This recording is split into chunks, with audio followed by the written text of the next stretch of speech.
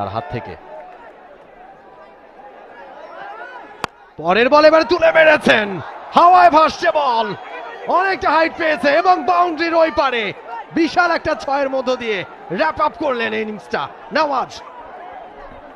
এই জোনটাই এক্সপেক্ট করছিলেন, এই জোনটাই এনশিওর করতে চাচ্ছিলেন খুলনা টাইগার্স।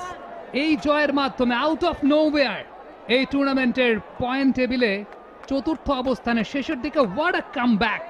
টুর্নামেন্টের ইনিশিয়াল স্টেজটা খুব বেশি ভালো হয়নি খুলনা টাইগার্সের জন্য। Mehedi Hasan Miraz captain leading from the front, হারার আগে হারেননি।